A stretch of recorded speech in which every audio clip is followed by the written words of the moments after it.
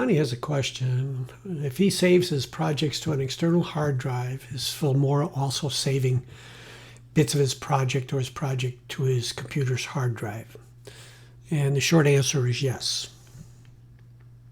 And the easiest way to get to this location is to go to File, Preferences, Folders. And whatever it says here in this top location, the default storage location, that's where your data, additional data is going to be found, along with the data that you already know about. The easiest way to open up this location is simply to click on one of these browse buttons, which is a subdirectory of this. So you click on the browse button, it gets you into the storage location. Now you can just click on the Filmora, and now you have a list of all of the directories that you need to go look at.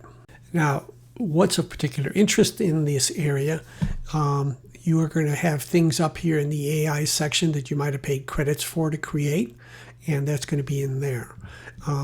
In the download section, you might see this speech to text or text to speech. When you generate something here, you're going to get a text file. It's called an SRT file. And if you're doing the opposite, text to speech, then you're going to get an audio output. So these are things that are going to be found there. Now this is just briefly some of the things you might be looking for. There might be other things in there. Well, there's definitely other things there, like voiceovers, if you've done that, or if you've done any screen recordings, that's another thing, or if you've created custom resources, those are the things. Just one thing to remember, though, is that some things aren't stored as a just straight out resource, like backups, for example. They're stored as an algorithm of where you were within a project when the backup was made, and it can restore that state. So it's not a file that you could technically use just by itself, nor can you transfer it to another location. It's specific to your computer here. So when you see these kinds of indications, it's not something that can be readily used. What I mean by indications, if you see this kind of a file name or folder name, it's I don't want to say encrypted, but it's an algorithm that Filmora uses to get to what you need to look at.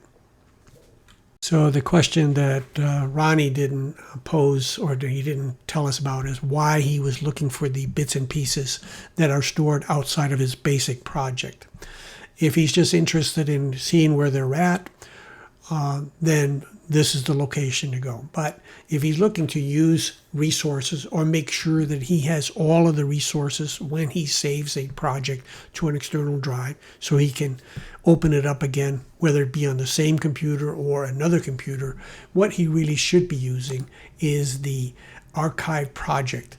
The archive project preserves your project, all of your resources that you used, and also kind of the file structure.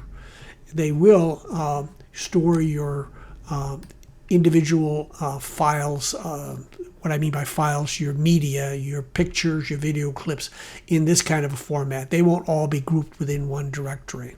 So that's just one thing that's different when you open up a bundle. But that doesn't really matter, because you can find any thing that's in your project just by right-clicking on it in the resource panel, and then go down there and use the Reveal and Explore. Clicking that will open up the Windows Explorer and go directly to that directory where your resource is for that video clip, that picture. So archiving is a very good way to preserve everything.